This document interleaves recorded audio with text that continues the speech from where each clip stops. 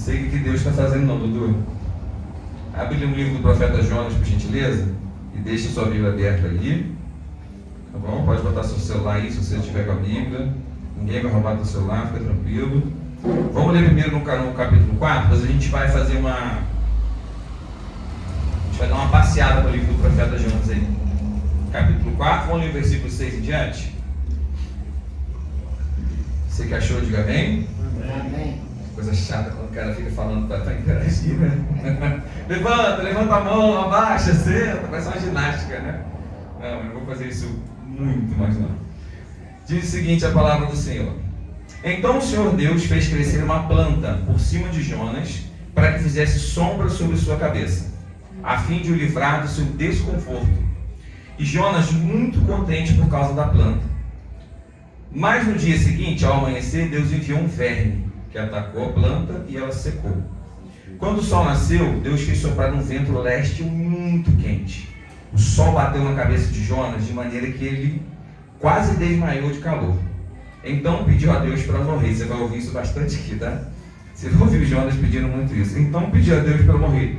Se eu fosse escritor do livro, eu diria, de novo. Então pedi a Deus para morrer, dizendo: para mim é melhor morrer do que viver. Então Deus perguntou a Jonas: você acha razoável essa sua raiva por causa de uma planta? Jonas respondeu: é tão razoável que até quero morrer. E o Senhor disse: você tem compaixão da planta que não lhe custou nenhum trabalho? Você não a fez crescer, numa noite ela nasceu e na noite seguinte desapareceu? E você acha que eu deveria ter muito mais compaixão? Você não acha que eu deveria ter muito mais compaixão da grande Nínive, em que há mais de 120 mil pessoas que não sabem distinguir entre a mão direita e a mão esquerda, e também muitos animais? E aqui acabou o livro. Eu não me recordo se tem outro livro da Bíblia que termina com uma pergunta. Não parece um final... Eu tinha Fátima é cinéfila igual a mim, ela gosta muito de filme. Não parece aqueles filmes que o final fica aberto, tia Fátima? Tipo aquele do Leonardo DiCaprio que ele entra no mundo dos sonhos, né? Que tem um peãozinho, você já viu esse filme? A Origem? E aí o peãozinho tá rodando e diz assim: não, tá tudo certo. Ele no final o peãozinho, e aí? E aí? Tá sonhando ou ele não tá? Fica meio aberto. E é estranho porque o livro de Jonas termina exatamente assim. Termina em aberto. E o Jonas, o livro de Jonas, ele é um livro muito peculiar. Porque entre algumas das características do livro de Jonas, é que a maioria dos livros dos profetas que vocês vão ler, eles vão falar sobre a mensagem do profeta, porque é isso que é um profeta, não é? Não foi isso que a gente estudou aqui? O profeta é um mensageiro. O profeta não diz de si, né? O profeta não diz, eu profetizo. Ele diz, assim diz o Senhor. E quando o profeta dizia, assim diz o Senhor, o pau quebrava. Só que o livro de Jonas, se você reparar, a gente vai voltar um pouquinho, a profecia do Jonas é mais ou menos assim. É como se a gente... Olha lá, é assim que eu preparo o meu sermão, gente. Eu coloco todos os versículos em negrito. É muito grande, mas é só porque é a Bíblia, tá? Vocês não vão demorar muito aqui não, isso é pequenininho. É porque eu coloco todos os versículos, se eu ficar indo e voltando aqui eu me perco.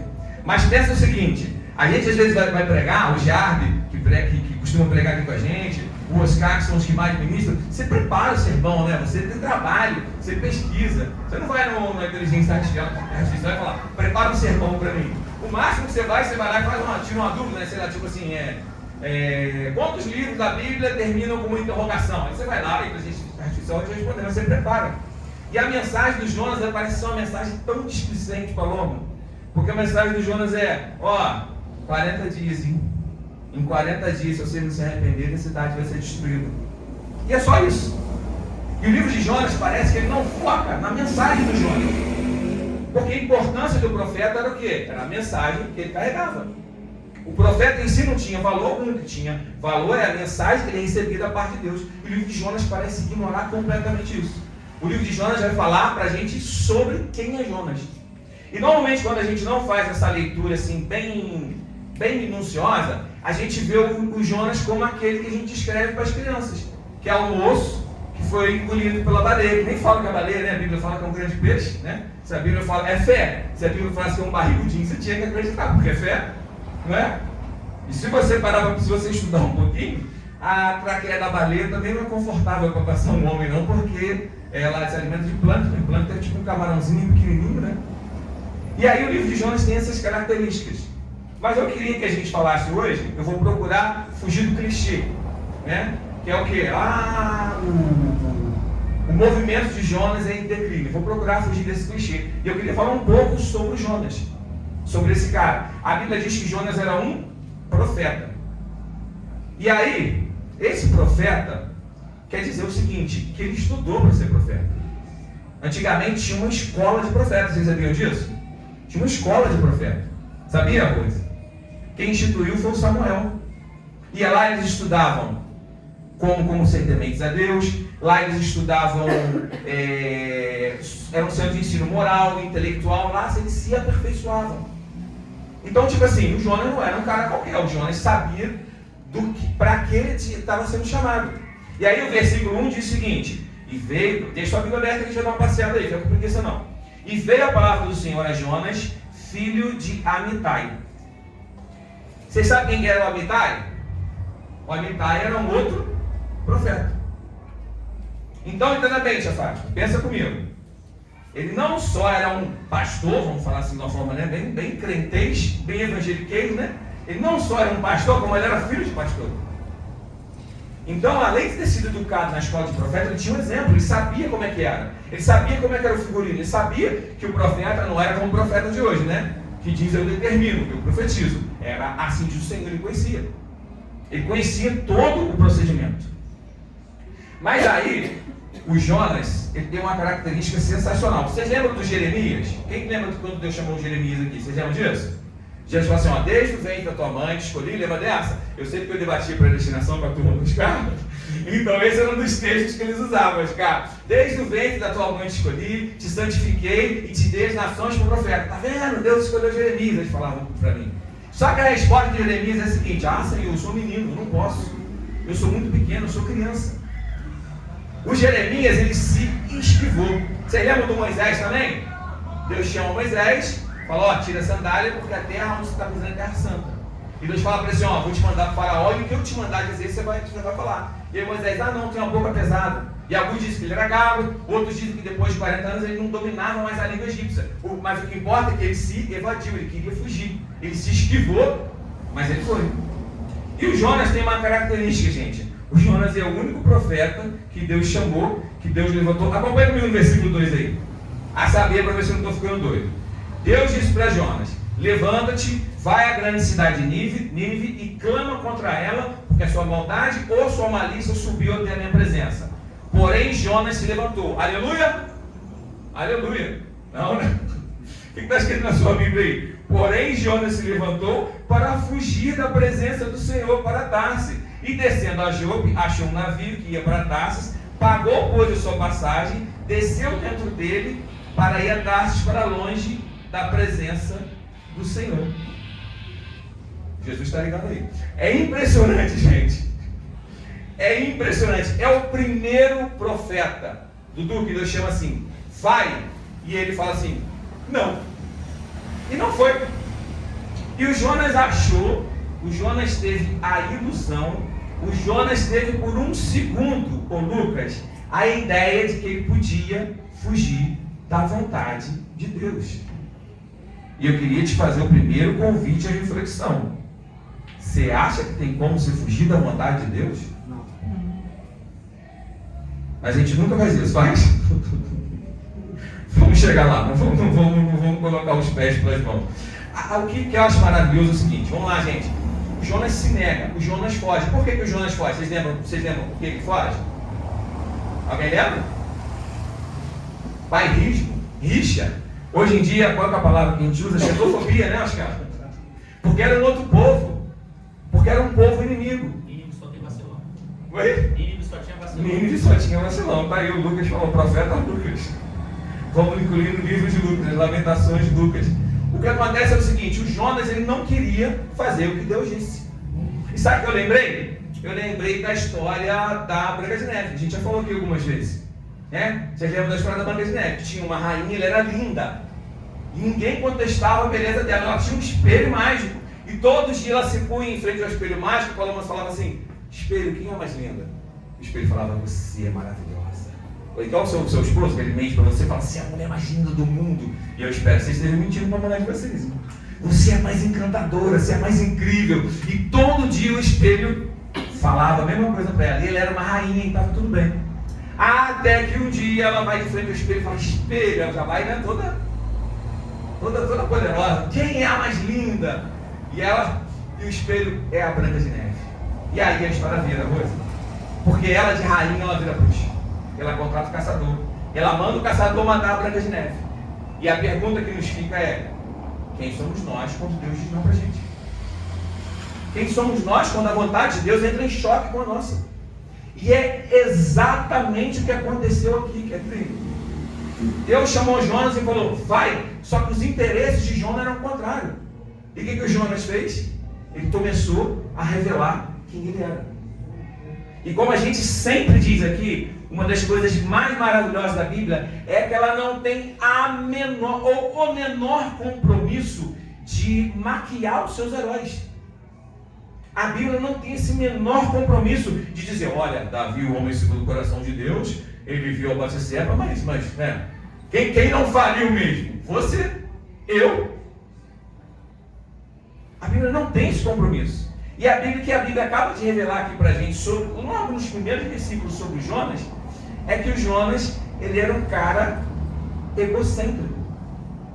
Vamos descrever egocentrismo. Uma pessoa que se considera o centro de tudo, avaliando o mundo exclusivamente a partir da sua própria perspectiva. Indivíduos egocêntricos têm dificuldade de compreender os sentimentos alheios e colocar-se no lugar do próximo. É o que a gente chama hoje em dia de falta de empatia, não é isso? Não está em voga essas palavras? E era exatamente isso. Porque Deus estava mandando Jonas para salvar 120 mil pessoas. Mas o Jonas escolheu a própria vontade. E ele foi para o lado oposto. E o Jonas foi para o sentido contrário. Versículo 4. Acompanhe comigo aí. Mas o Senhor mandou um grande vento. Deixa eu abrir um parênteses aqui. O Jonas está igual o Davi. Você lembra do Davi, quando a gente falou da escalada do mal em nós? Que o Davi fez aquela trolha toda, que mandou matar Urias com a espada, né? E o menino nasceu e o Davi falou, ufa, tá tudo tranquilo, tá tudo bem. E aí, só que a Bíblia diz o seguinte, o Senhor não se agradou do que o Davi tenha feito. Vamos ver o Jonas? Tenho certeza que vocês já ouviram isso aqui milhares de vezes. Mas o Senhor mandou um grande vento e o fez no mar uma forte tempestade. O navio estava a ponto de quebrar-se. Então temeram os marinheiros e clamavam cada um aos seus deuses e lançaram ao mar as cargas que estavam no navio para aliviar do seu peso. Jonas, porém, desceu ao porão do navio e, tendo deitado, dormia em profundo sono. Que desgraçado, né? Como que o cara dorme numa situação dessa? E o mestre do navio chegou-se e ele disse, que você tem, dorminhoco? Levanta e clama ao seu Deus também. Talvez assim esse Deus se lembre de nós para que não pereçamos. E diziam, cada um seu companheiro, vinde e lancemos sorte para que saibamos por causa de quem nos sobreveio este mal. E lançaram a sorte, e a sorte saiu sobre quem? Acompanhe o versículo 12. E ele lhes disse, levantai-me, lançai-me ao mar, e o mar se aquietará, porque por minha causa me sobreveio essa grande tempestade. Entretanto, os homens remavam para fazer o navio voltar à terra. Entenda o seguinte, eles estavam hesitantes em jogarem o profeta ao mar. Mas não podiam, porquanto o mar ia se esbravejando cada vez mais contra eles. Então clamaram ao Senhor e disseram, ó Senhor, nós rogamos que não pereçamos por causa da alma desse homem, e que te ponha sobre nós o sangue desse inocente, porque tu, Senhor, fizeste como a prova, fizeste como foi a tua vontade. Versículo 15, levantaram Jonas, lançaram ao mar da sua fúria. 17, preparou, pois, o Senhor um grande peixe para que tragasse Jonas, e esteve 3 dias ao mar. Tem a expressão que diz, né? Daqui para cima foi só ladeira abaixo. E é justamente aqui que eu não queria me prender aos clichês do Jonas, né? Aqui é óbvio, o Jonas trouxe prejuízo para todo mundo. Aqui é óbvio, o Jonas ensinou para a gente que o nosso percurso, o nosso trajeto, quando fugimos da vontade de Deus, é sempre para baixo. Ele desce para Nínive, desce para o barco, desce para o fundo do barco, desce para o fundo da barriga do peixe, e o peixe desce para o fundo do mar. Isso aí é uma coisa que deveria estar óbvia para a gente, né? Deveria estar óbvio para a gente. Mas sabe o que acontece? Jonas tem outra característica. A maioria dos profetas não obteve êxito no seu ministério. Quer ver um exemplo? Por que Deus permite que Jeremias escreva um livro chamado Lamentação? Alguém lembra disso? Alguém lembra? Porque o ministério de Jeremias começou acabando. O ministério de Jeremias começou fracassado. Deus falou para Jeremias assim, ó, você vai dizer o que eu vou te mandar e eles não vão te ouvir. E aí o Jeremias começa com aquela lenga, já falei sobre isso aqui, né? Ai Senhor, exalta. E Deus falou, nem que você fosse Moisés ou Samuel, eu faria por você. Então, chega. A maioria dos profetas não teve êxito na sua exortação. E o Jonas teve êxito. A pessoa aqui no livro 3, no capítulo 3, versículo 4. Dos poucos profetas, Jonas teve êxito. Jonas começou a percorrer a cidade, caminhando de um dia a outro, porque a cidade precisava de 3 dias para ser percorrida, tá? Dizendo, ainda em 40 dias, Nínive será destruída. O que estava dizendo, gente? Diga aqui para mim de novo aí. Ainda, Nínive será destruída. E repete, ainda em 40 dias, Nínive será destruída. E esse era o sermão que ele preparou, Rosa. Eu preparei, eu estudei, eu escrevi, eu imprimi, a gente está aqui, eu orei, e aí veio o Jonas com esse sermão aqui. Não parece ser o pior sermão que você já ouviu em sua vida? Esse sermão aqui para mim, ele reflete toda a vontade que o Jonas tinha que desse certo. Porque vocês sabem, a gente vai, vomita Jonas, e Deus fala para o Jonas pela segunda vez. Eu não me lembro se teve algum profeta que Deus deu a mesma ordem 2 vezes para ele. Mas o que aconteceu foi o seguinte, vamos continuar lendo? Eu falei aonde? 3, 4, versículo 5. Os ninivitas creram em Deus, proclamaram o jejum, vestiram roupa feita de pano de saco, desde o maior até o menor. Quando a notícia chegou ao rei de Nínive, ele se levantou do seu trono, tirou sua roupa real, cobriu-se de pano de saco, sentou-se sobre as cinzas e mandou proclamar e divulgar em Nínive o seguinte edito: por mandado do rei e seus nobres, ninguém, nem mesmo animais, bois ou ovelhas, podem comer qualquer coisa e não lhe deem pastos nem bebam água. Todos devem ser cobertos de pano de saco, tanto as pessoas como os animais. Então clamaram fortemente ao Senhor e se converteram cada um do seu mau caminho e da violência que havia nas suas mãos. Quem sabe, talvez Deus se volte e mude de ideia, então se afaste do seu furor e a sua ira para que pereçamos. Versículo 10. Deus viu o que fizeram, como se converteram do seu mau caminho, e Deus mudou de ideia quanto ao mal que tinha dito que os faria e não o fez. O que isso quer dizer? Sucesso. O ministério de Jonas teve sucesso. A pregação dele teve êxito. E não é tipo assim, às vezes a gente vem aqui e prega, um presta mais atenção, outro fala, nossa, essa palavra não falou comigo. Não, lá todas as pessoas se converteram. E não éramos nós com o nosso pecadinho de estimação. Não. Era uma cidade cuja maldade subiu até o trono de Deus. E todos eles se converteram.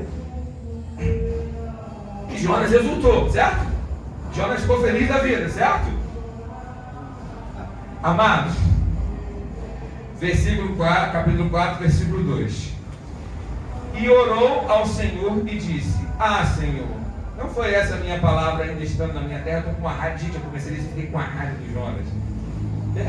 A única noção que a gente tinha era daquele cara que foi engolido pelo abismo. Mas quando eu comecei a ouvir isso, não vou falar o que eu pensei, é pecado. Por isso, eu me preveni fugindo para Tarsis, porque sabia que és Deus compassivo, misericordioso, longânimo e de grande benignidade, e que te arrependes do mal. Amados, e esse é o motivo pelo qual Jonas fugiu. Jonas fugiu porque, além de ser instruído, além de ser filho do profeta, além de conhecer o ministério profético, ele tinha certeza e ele sabia que ele estava lidando com um Deus que era misericordioso, um Deus que colocaria o coração na miséria daquele povo. Eu fiquei pensando o seguinte: Jonas era o menino mais pirracento. Não parece um menino pirracento? Porque a gente vai acompanhar a reação do Jonas quando Deus salva o povo. Eu quero morrer. Eu falei, gente, eu vou falar fora do microfone. Isso é uma bichona, não é possível, cara. Eu quero morrer. Jonas, tem certeza? Saíra? Não. Jonas, pelo amor de Deus, meu filho, vira homem. A reação do Jonas parece um menino pirracento. Enquanto a gente vê os profetas chorando porque a sua mensagem não foi efetiva, o Jonas está chorando porque a sua mensagem foi efetiva. Enquanto a gente vê os profetas sofrendo porque aqueles cujas quais Deus os ungiu para pregar uma mensagem não ouviram, o Jonas estava chorando porque eles ouviram. Olha que troço maluco. Não parece que é doido, não parece que é maluco. Jonas era um menino pirracento. E sabe o que mais me irrita no Jonas? É que ele ouviu aquela mensagem do Marco Feliciano lá de Camboriú, que uma vez ele falou que Deus tem seus favoritos. Alguém já viu essa mensagem aí? Eu sei que alguns de vocês já ouviram, que gostavam, né, do Marco Feliciano tinha que caber na igreja. E eu tenho uma má notícia para te dar: Deus não tem filho favorito. Deus não tem filho bonito. Deus não tem aquele que ele ama mais do que o outro. Tem pessoas que estão mais próximas de Deus? Tem. A Bíblia diz o seguinte: batei, buscais e achareis. Quem pede, alcança. E aí é simples, é uma mecânica simples. Se eu não peço, o Rafael pede, quem está mais próximo que eu, o Rafael. Se eu não bato e o Oscar bate, para quem que se abre? Para mim o Oscar. E às vezes a gente vê um abismo. Porque Deus ama muito mais o Jair porque ele usa em profecia. Se você talvez tivesse o mesmo nível de relacionamento com Deus que o Jair, você seria usado da mesma maneira. Mas Deus não tem filho favorito. E o próprio Evangelho revela isso para a gente. Jesus comissiona os seus discípulos e eles vão ungidos de poder, cheios de glória, cheios de unção. Eles vão pregando e aí eles encontram um grupo de homens que expulsavam demônios em nome de Jesus. E o que eles fizeram? Vem cá, gente, vamos junto, vamos pregar junto. Não, o pior, gente, não é o que eles fizeram. O pior é que eles foram contar para Jesus: mestre, vimos uns que em teu nome expulsavam demônio e lhe proibimos porque não seguem conosco. Filho favorito, filho mais bonito. Não, porque eu sou da comunidade civil, aqui é uma igreja, é quase um desigrejado. Não, porque Paulo falava contra a circuncisão e falava contra o sábado. Aqui a gente fala contra o dízimo e fala mais contra o quê? Contra proibir alguém de tomar ceia. Então a gente está quase... E não. Isso não faz a gente mais especial que ninguém. Enxergar o Evangelho de uma maneira diferente não faz você melhor que ninguém. Deus não tem filho favorito. E o Jonas achava que de alguma maneira os 120 mil ninivitas, que aquela era possivelmente a maior cidade do mundo naquele momento, naquela era, eram filhos inferiores. Ele achava que Deus deveria permitir que aquele mal se abatesse. Ele vem pregar o pior sermão do mundo, com a maior má vontade do mundo, e Deus vai lá e constrange, o Espírito de Deus constrange o coração daqueles homens. E aí eu tenho uma elucubração, palavra bonita, né? É mais para uma viagem. Eu tenho uma conjectura que não está na Escritura e você não vai ouvir nenhuma outra pessoa falando sobre isso. Mas eu fiquei pensando, acompanha o capítulo 4, versículo 3 aí. Deus, Senhor, lembra o versículo 2? Deus acabou de salvar o povo, e aí o Jonas veio com aquela mimimi. Olha o que o Jonas falou no versículo 3. Agora, pois, Senhor, peço-me tires a vida, para mim é melhor morrer. E o Senhor disse: você acha razoável essa raiva toda? E aí, no versículo 5, o Jonas saiu da cidade, sentou-se num lugar a leste da mesma, construiu um abrigo, sentou-se à sombra para ver o que aconteceria com a cidade. A minha visão, Lucas, a minha conjectura, gente, é a seguinte: Jonas falou assim: Deus, me mata se eu for salvar esse povo. E ele sentou para ver se Deus ia salvar o povo ou não. Porque para mim é a única explicação porque esse cara não foi embora, gente. Pensa comigo, Gleice. Acabou, entregou o recado, o povo está se arrependendo, o que você faria? Malinha, né? Malinha, pezinho no caminho e ir embora para casa. Mas não, ele acampou perto da cidade.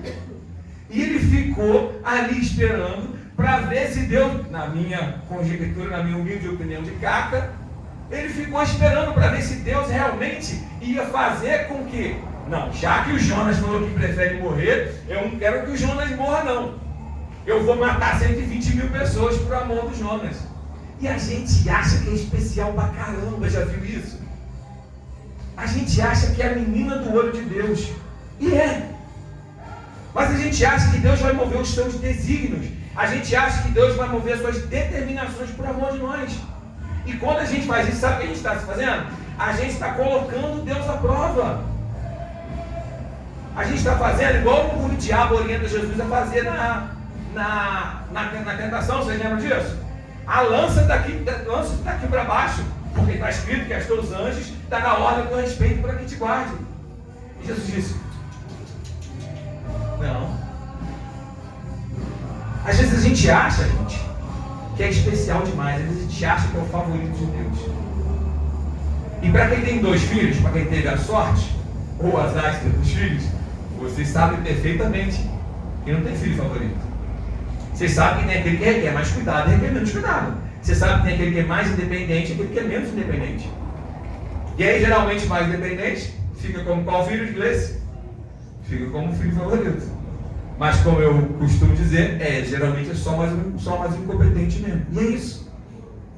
E aí o Jonas achou na cabeça dele que Deus ia matar os ninivitas por causa de que ele deu um piti.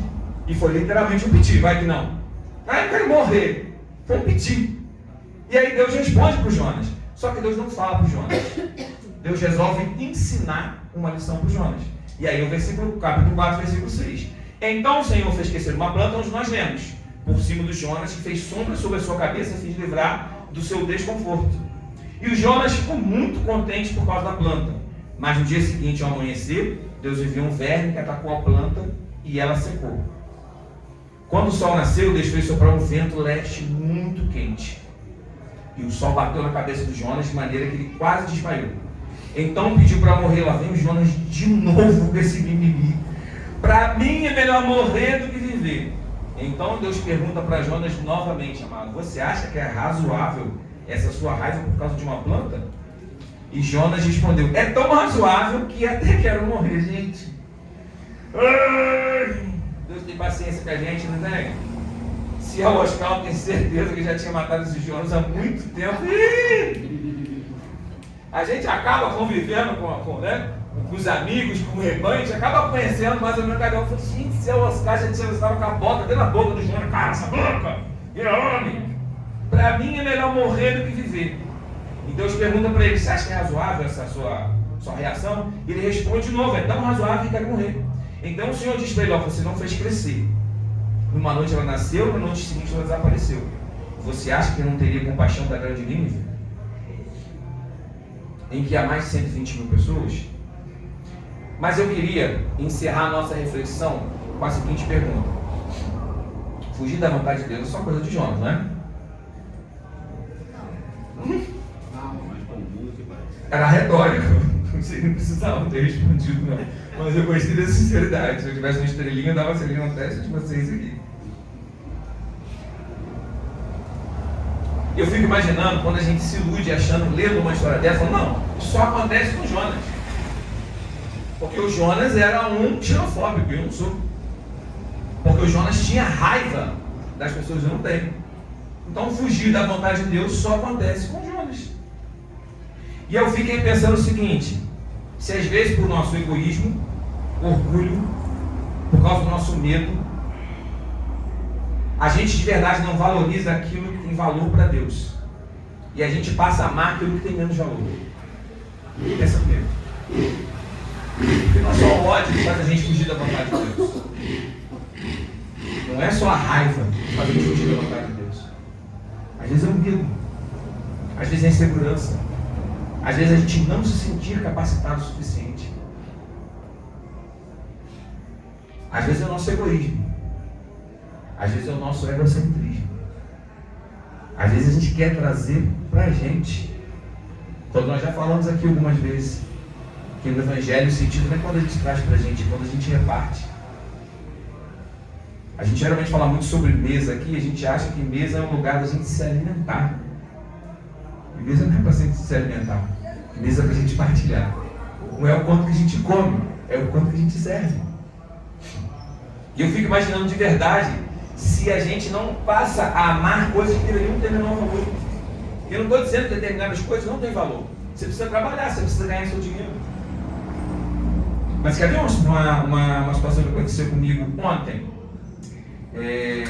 A Paloma mostrou a foto da Joyce ali, ela estava orando, cantando. E, gente, sem sombra de dúvida, a Joyce é a pessoa mais crente que tem na minha casa, tá? Isso aí, sem sombra de dúvida.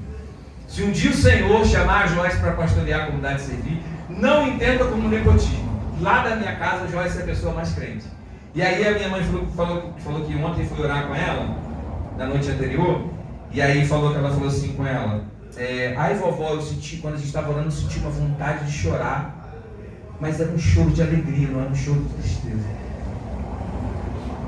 Eu fiquei feliz, porque eu entendo que de alguma maneira o Espírito Santo está buscando a minha filha, e é por isso que eu tenho orado.